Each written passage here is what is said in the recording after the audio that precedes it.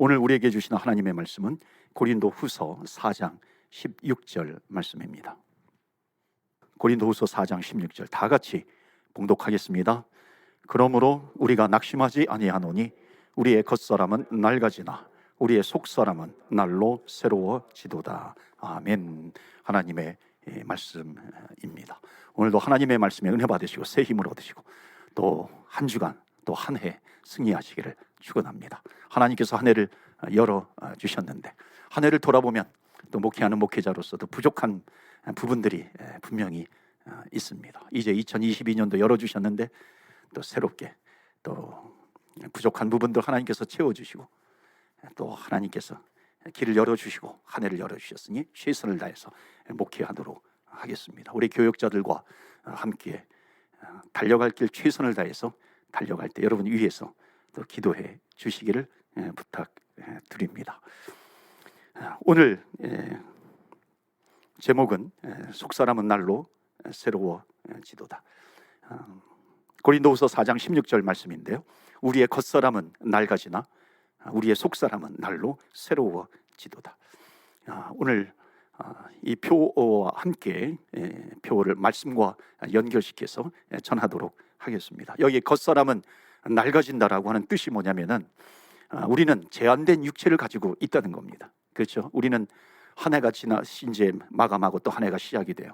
그러니까 해를 거듭할수록 나이가 들어갑니다. 어쩔 수가 없는 거죠. 나이가 들면 우리의 겉사람은 후퇴합니다. 낡아지게 된다는 것이죠.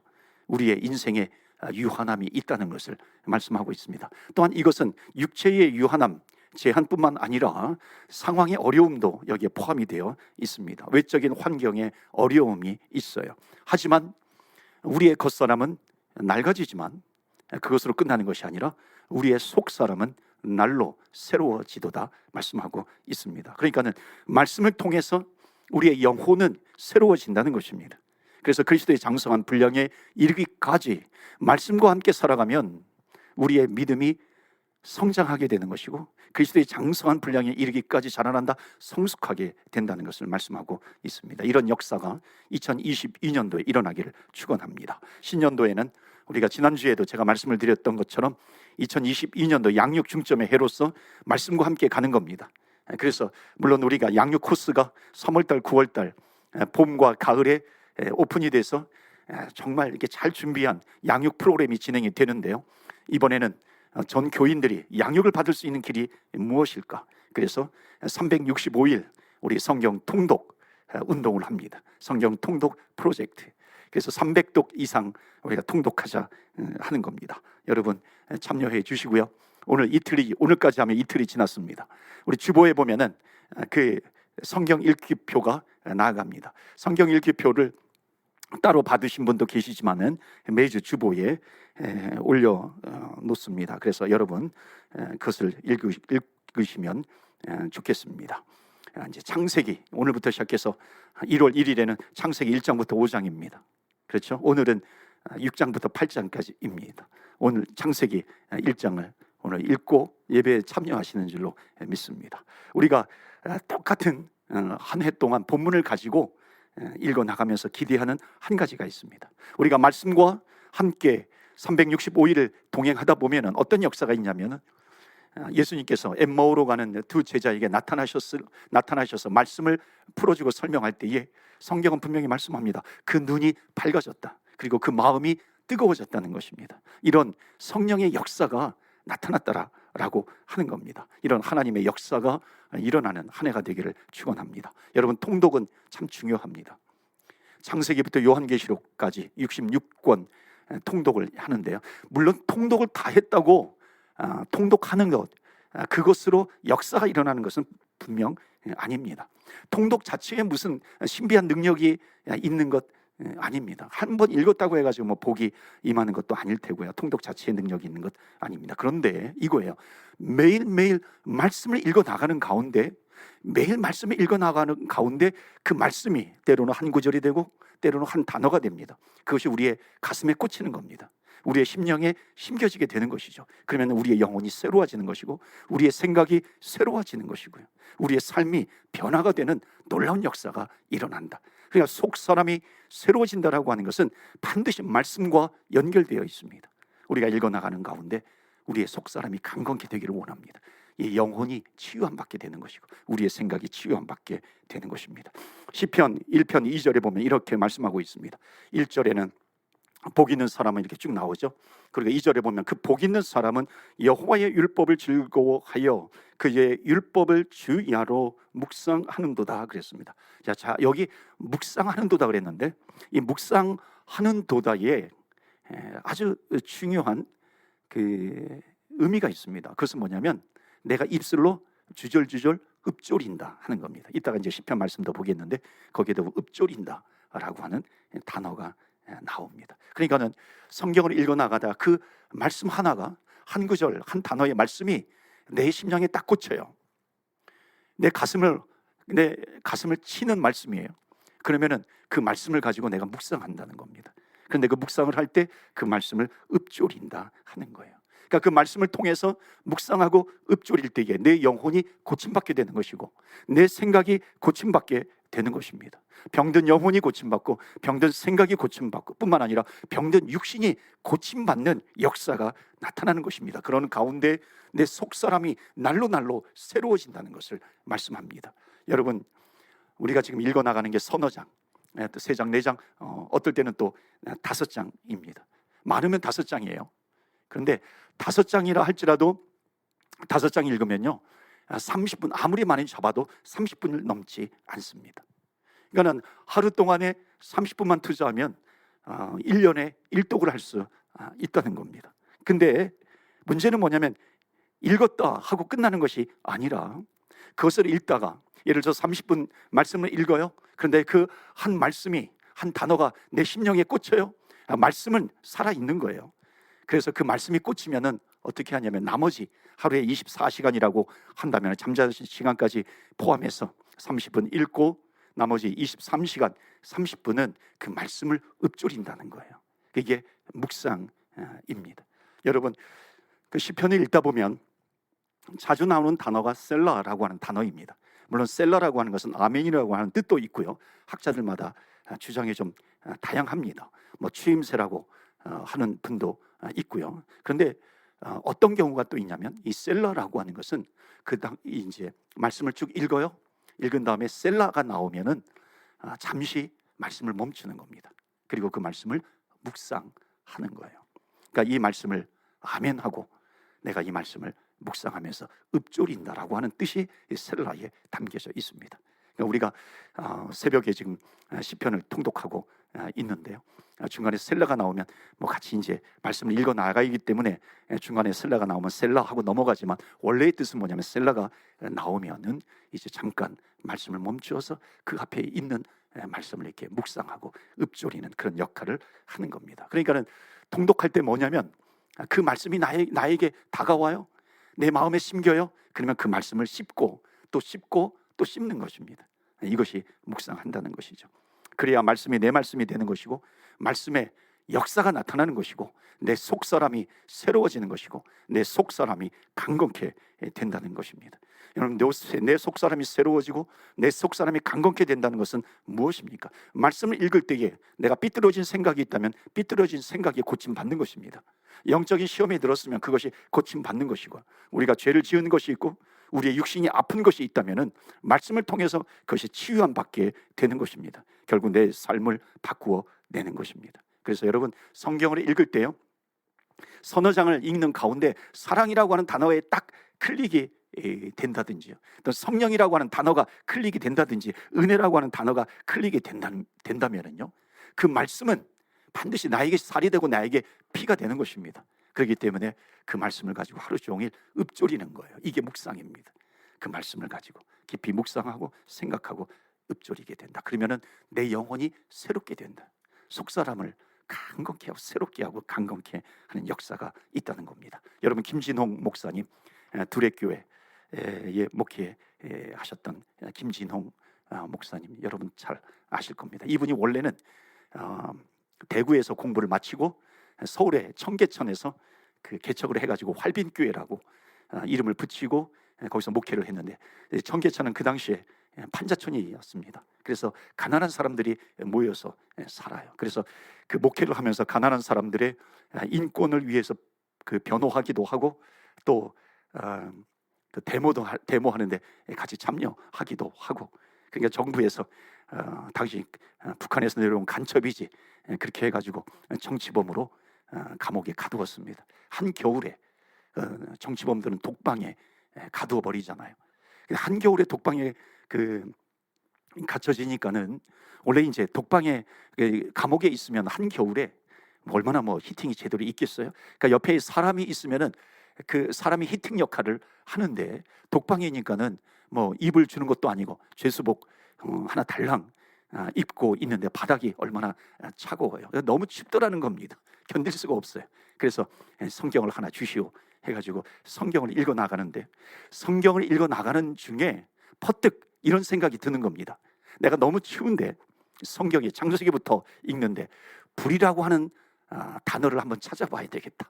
그러니까 불이라고 하는 단어가 나오면 그에 대해 동그라미하고 체크하고 그 말씀을 또 묵상하고 읊조려야 되겠다. 그리고서 이제 말씀을 읽어 나가는 겁니다. 여러분, 의외로 성경에 불이라고 하는 단어가 많이 나온다는 겁니다. 창세기 15장에 보면 아마도 이번 주 이제 수요일 정도쯤에 여러분 읽으실 텐데요. 창세기 15장에 보면은 하나님께서 아브라함과 언약을 맺습니다. 언약을 맺을 때에 그 짐승들 소라든지 암소라든지 또는 암염소라든지 암양이라든지 그 짐승을 잡아가지고 갈라요. 반으로 쪼갭니다. 그리고 그 쪼갠 그 짐승 사이에 횃불이 지나가는 겁니다. 불이 나왔구나. 불이 나왔어. 그 불을 붙든 거예요. 그 다음에 나중에 그 모세 출애굽기에 가가지고 모세가 시내산에서 그 불꽃 떨기 나무에 하나님의 불이 임하는 것을 보게 됩니다. 또 불이 나온다. 그 불을 붙들고 그 불을 묵상하는 겁니다. 그 이사야서에 보면 1장에 그 성전에 하나님의 영광이 가득하다. 6장이죠. 하나님의 영광이 가득해요. 그때 숯불, 하나님께서 숯불을 그 이사야 선지자의 입술에 대는 내용이 나옵니다. 또 불이 나왔구나. 또 불을 묵상하는 겁니다. 갈멜산에서 엘리야 선지자가 불을 내려주소서, 불을 내려주소서. 또 불이 나왔어요. 불을 묵상하는 겁니다. 신약에 넘어가도 불이 나오잖아요. 사도행전에 보니까는 오순절 마가의 다락방에 함께 모여서 간절히 기도하는데 하늘에서 불의 혀 같은 성령의 능력이, 성령이 임하게 되는 겁니다. 불의 혀같이 성령의 불이 임하는 거예요. 각 사람에게 임하니라. 근데 놀라운 사실은요, 그 차디찬 감옥에서 그 불을 묵상하고 읊조리고 있는데 갑자기 그 몸이 뜨거워지더라는 겁니다. 그 오순절 마가의 다락방에 임했던 성령의 불이 나에게 임하는 거예요. 그래서 너무 뜨거운 이 신비의 체험을 합니다. 그래서 내 몸을 만져보니까는 막 몸이 뜨거운 거예요. 과학적으로는 설명이 되지 않죠. 근데 말씀을 읽는 가운데 말씀에 딱 클릭이 되고 말씀을 붙드니까 그 말씀이 실제가 돼가지고 놀라운 하나님의 역사, 성령의 역사가 나타나게 되었더라고 하는 것입니다. 저는 우리 기대가 있습니다. 우리가 함께 말씀을 읽어 나갈 때에 말씀의 단어에, 문장에 클릭이 되는 경우가 있습니다. 그 말씀을 붙들고 함께 기도하면서 나아가는 겁니다. 그러니까 성경을 읽어 나가는데 어찌 보면 이것이 기적적인 일이죠. 즉 과학적으로는 설명이 되지 않는 거죠. 그런데 성경 말씀은 과학을 초월하잖아요. 과학을 무시하는 것이 아니라 과학을 초월해 버립니다. 그러니까 이런 기적적인 역사들이 나타나게 된다는 것입니다. 왜냐하면 하나님의 말씀은 죽어있는 말씀이 아니라 살아있는 말씀이기 때문인 줄로 믿습니다. 또 한편 말씀이라고 하는 것은요, 잠복 기간이 있습니다. 그러니까 하나님의 말씀은 사라지지 않아요. 꽃처럼 떨어지는 것이 아니고 시들어 버리는 것이 아니라 하나님의 말씀은 영원하다 그랬습니다. 그러니까 읽어 나가는 가운데 잠복되어 있는 말씀이 살아 역사하게 되는 줄로 믿습니다. 여러분, 몸이 아프신 분은요, 읽다가 이 아픈 것이 치유되는 말씀이 나오면 붙드세요. 그리고 그 말씀을 붙들고 기도하시고, 말씀은 살아있기 때문에 하나님 이 말씀이 나에게도 역사하는 놀라운 역사가 나타나게 해주옵소서. 저도 이렇게 말씀을 통독하다가 치유의 현장, 치유의 역사가 있어요. 그럴 때 우리 교회 성도님들, 아픈 성도님들의 이름을 부르면서 하나님 이분도 치유해 주시고 이분도 치유해 주시고 하나님의 치유의 역사가 나타나게 하여 주시옵소서. 병고침의 역사가 나타나게 해 주옵소서 기도합니다. 기도하면 역사가 일어날 것을 믿고 기도하면서 나아갑니다. 성령 충만함을 받고 싶으세요? 여러분, 성령이라고 하는 단어가 나오면 딱 멈추고 셀러 하는 겁니다. 그리고 거기에다 동그라미 치고 밑줄 치시고, 하나님 나에게도 성령의 능력을 주시옵소서. 지난번에 이제 1월 1일 날 이제 저도 성경 말씀을 읽습니다. 저는 1년에 한 성경 3독을 하게 됩니다. 그러면은 앞에 창세기 말씀부터 나가고, 그 다음에 신약의 마태복음도 이렇게 읽어서 곁들여서 같이 읽습니다. 이번에 보니까는 창세기 1장 다시 보니까는 거기에 땅이 혼돈하고 또 공허하고 흑암이 깊음 위에 있을 때 하나님의 영이 그 수면 위에 운행하시니라. 이 말씀이 딱 꽂히는 겁니다. 여러분, 세상이 얼마나 혼돈해요. 세상이 얼마나 지금 공허해요. 흑암의 깊음이 있는 그런 세상이에요. 그럴 때 성령, 하나님의 영이 운행하시더라. 성령이거든요.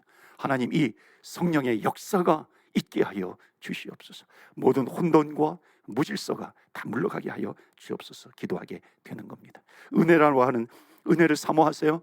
은혜라고 하는 단어가 딱 내 마음에 들어오게 되면은 하나님 은혜를 주옵소서. 넘치는 은혜, 쌓아두신 은혜, 자족하게 되는 그 은혜를 허락하여 주옵소서. 이틀째의 창세기 6장에 보니까 노아는 하나님께 은혜를 입었더라 그랬잖아요. 하나님, 이 노아에게 주신 은혜를 저에게도 허락해 주옵소서. 7장에 보면은 인간이 죄악을 지은 그런 내용이 나옵니다. 8장에 보면 노아의 홍수가 그치는 그런 말씀이 나와요. 기도하게 되더라고요. 하나님, 이 홍수가 그치는 은혜를 하나님 허락하여 주시옵소서. 그래서 말씀으로 치유함 받는 것입니다. 성령으로 충만하게 되고 은혜로 충만하게 되는 그런 역사가 있을 줄 믿습니다. 여러분, 속사람이 날로 새로워지는 것과 말씀의 축복과 어떤 연관성이 있는지 잠깐 나누도록 하겠습니다. 자, 요한계시록, 오늘 요한계시록의 말씀 몇 구절을 보는데요, 굉장히 중요한 말씀이 나옵니다. 여러분, 이 말씀을 꼭 붙들면 좋겠어요. 먼저는 요한계시록 1장 3절입니다. 요한계시록 1장 3절 말씀 한번 다 같이 읽겠습니다. 요한계시록 1장 3절 시작. 이 예언의 말씀을 읽는 자와 듣는 자와 그 가운데에 기록한 것을 지키는 자는 복이 있나니 때가 가까움이라. 아멘. 세 가지가 나옵니다. 말씀을 읽고 듣고 지킬 때에 역사가 일어나는 것입니다. 읽고 듣고 행해요. 그러니까 이 세 가지가 일어나게 되면 반드시 그 속사람은 새로워지게 될 줄로 믿습니다. 그래서 첫 번째 이 세 가지를 가지고 좀 생각을 해보도록 하겠는데요, 첫 번째 우리가 해야 될 일은 뭐냐면 말씀을 부지런히 읽어야 한다. 첫 번째 주시는 메시지는 뭐냐면 말씀을 읽는 자가 복이 있다는 겁니다. 그러니까 여러분, 매일매일 그 성경 읽기표가 나갔잖아요. 여러분, 그것을 가지고 체크하시면서 읽으십시오. 일주일치 성경 읽기표가 주보를 통해서 나갑니다. 우리 홈페이지에 들어오시면 그 표가 있어요. 그래서 오늘 주일이 끝나면 월요일부터 주일까지 성경 읽기표 그 범위가 매주 나갑니다. 그것을 읽으시고 또 체크하시고 그러면서 매일매일 읽으십시오. 한 단어가 딱 흘리게 되면 그것을 붙들고 셀러하고 묵상하시는 겁니다. 여러분, 유대인들이요, 세계에서 가장 똑똑한 민족을 뽑으라고 한다면 많은 사람들이 주저없이 유대인들을 뽑을 겁니다. 한때는 노벨상의 그 절반을 휩쓸다시피 했던 민족이 유대인들입니다. 여러분, 전문가들이요, 왜 유대인들이 이렇게 노벨상이라든지 세계에서 우수한 그 똑똑한 민족이 되었는가, 그것을 많은 사람들이 연구를 했죠. 근데 많은 사람들이 발표한 것 가운데 많은 사람들이 동의하는 것이 뭐냐면은 그 유대인들의 가정을 가보면 아주 특징적인 것이 딱 한 가지가 있다는 겁니다. 그것은 뭐냐면 가족들이 모여가지고 말씀을 읽는다는 것입니다. 보니까는 가족이 모여가지고 말씀을 줄기차게 읽어 나가는 겁니다. 하나님의 말씀을 읽는 겁니다. 그러니까 하나님의 말씀을 계속해서 읽으니까 그 말씀이 그 자녀들을 가르치는 거예요. 그러니까 매일매일 성경을 읽으니까 그 성경 말씀이 잠복이 되잖아요. 그 잠복된 말씀이 그 아이들을 가르친다라고 하는 겁니다. 잠언서 22장 6절에 이렇게 말씀하고 있어요. 마땅히 행할 길을 아이에게 가르치라. 그리하면 늙어도 그것을 떠나지 아니하리라. 여러분, 매일매일 읽으시고요, 자녀들에게도 계속해서 읽게 하는 겁니다. 저희 아내를 보니까는 그 아이들이 이제 각자 막 다 흩어져 있잖아요. 그래서 줌을 통해서 작년까지 일주일에 한 번씩 또 모여가지고 가정 예배를 드리려고 노력을 했는데 새해부터는 매일매일 만나서 말씀을 읽어야 되겠다, 그런 비전을 가지고 있더라고요. 그 마지막 날에도 송구 영신 예배를 앞두고서 줌으로 모여가지고 이제 5명이 함께 모였습니다. 어제 새해 첫날에도 모였고요. 그 아들을 갈도 이제 둘은 오타와에 있어요. 3시간 더 빠르잖아요. 그러니까 저녁쯤에 모입니다. 그러면서 처음에는 그동안 쭉 이야기하고, 그 줌이라는 것이 참 아주 귀한 그 은혜의 도구가 되고 있는 것을 봅니다. 저도 이제 새해에는 아무리 바빠도 가능하면 함께 좀 말씀을 좀 읽으려고 합니다. 여러분, 자녀들에게 잠언서를 읽어주는 것 굉장히 좋습니다. 우리 교회 성도님들 가운데서도 자녀들에게 잠언서를 매일 읽어주시는 분이 계시더라고요. 그렇게 하는 게 좋은 게 뭐냐면 잠언은 1장부터 31장까지 있습니다. 그래서 날짜별로 읽으면 돼요. 오늘이 2일이니까 잠언서 2장을 읽어주는 겁니다. 내일 3일에는 잠언서 3장을 읽어주는 것이죠. 만약 스킵했다고 한다면 그 다음 날에 같이 함께 지나가는 것을 같이 읽는 거죠. 또 어느 달은 30일까지 있습니다. 잠언은 31장까지 있으니까 30일에 30장, 31장을 다 같이 읽게 되는 겁니다. 그러면 한 달에 잠언 한 번씩 읽잖아요. 1년이면 12번을 읽게 되는 겁니다. 그 잠언에 얼마나 지혜의 그 주옥 같은 말씀들이 있습니다. 그 말씀이 심겨지는 겁니다. 그래서 성경 말씀대로 어린아이부터 장년의 어른에게 이르기까지 말씀을 읽어야 한다는 겁니다. 마땅히 가야 될 길을 가르치라. 그러면은 늙어서도 떠나지 아니하리라 말씀하고 있습니다. 그래서 여러분, 말씀을 소홀히 여기지 마시고요. 또 말씀을 읽을 기회가 있을 때 그 기회를 붙잡으십시오. 특별히 2022년도에는 함께 말씀을 읽어 나가는 겁니다. 그러니까 함께 말씀을 읽어 나가면은요, 훨씬 더 읽기가 수월하게 됩니다. 속회에서도 한번 통독하면 좋겠어요. 다 할 수는 없겠지만 혹시 가능하다면 속회에서도 한번 통독을 해보고요. 뭐 일주일에 한번 모여가지고 일주일치를 한번 읽으면 1시간, 뭐 2시간이면 읽게 될 겁니다. 선교회도 마찬가지고요. 어떤 거창한 계획을 가지고 프로젝트를 가지고 선교회를 진행하는 것도 좋아요. 그런데 만약 특별한 계획이 없다면 한번 이 성경 통독하는 계획을 가지고 실천해 보시면 좋겠습니다.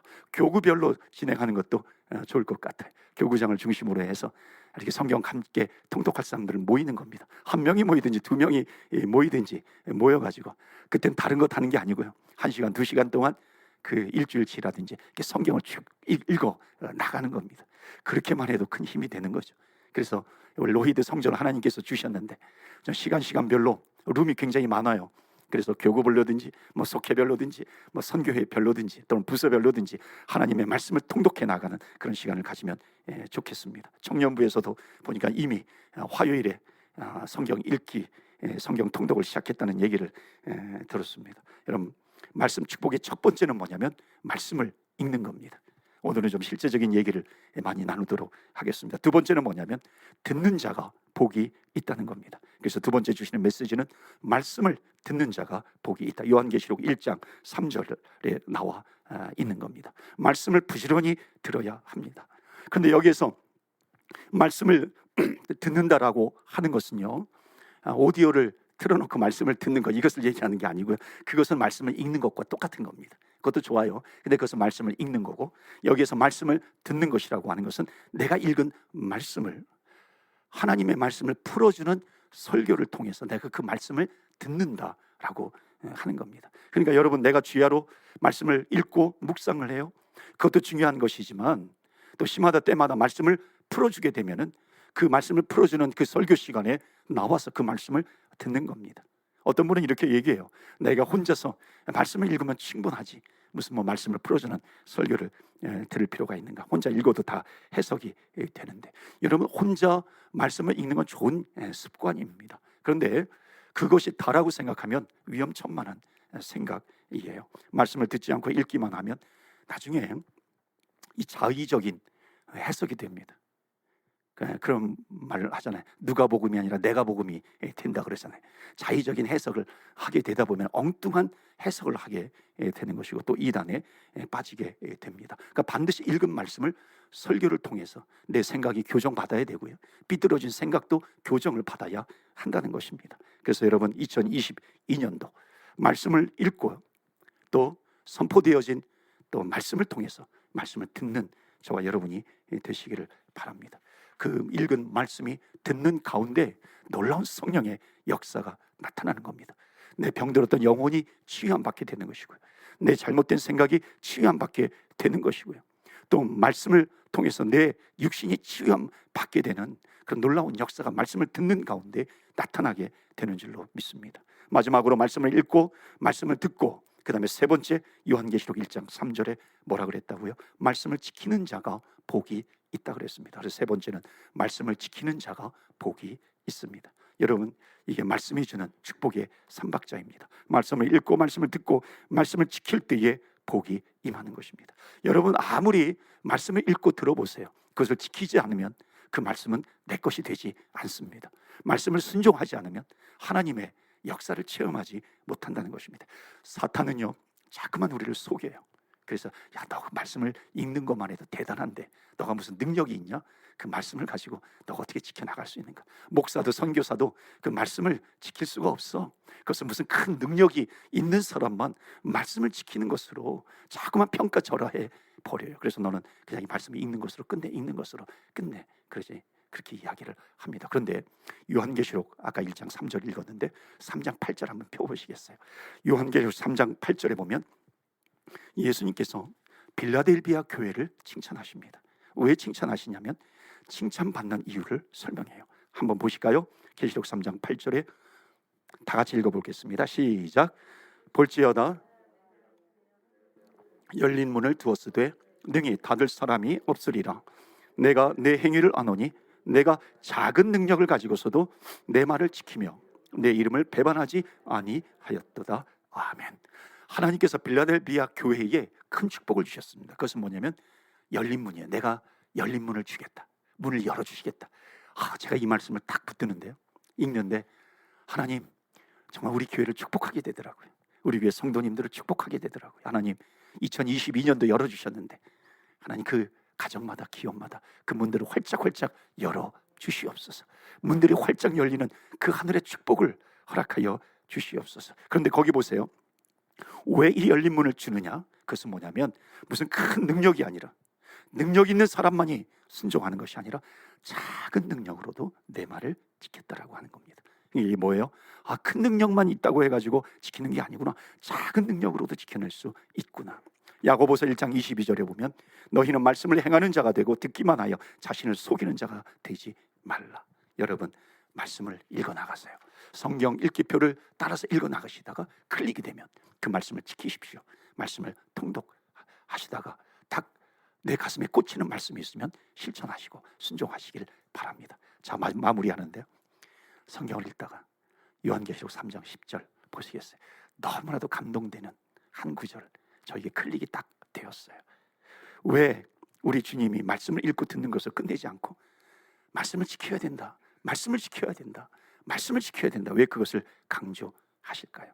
열린 문을 주셨다 그랬어요.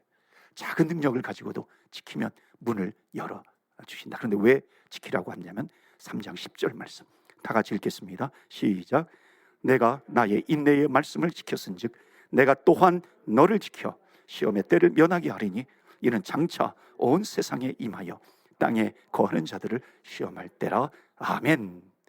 여러분, 이 말씀을 읽으니까 할렐루야가 나오지 않습니까?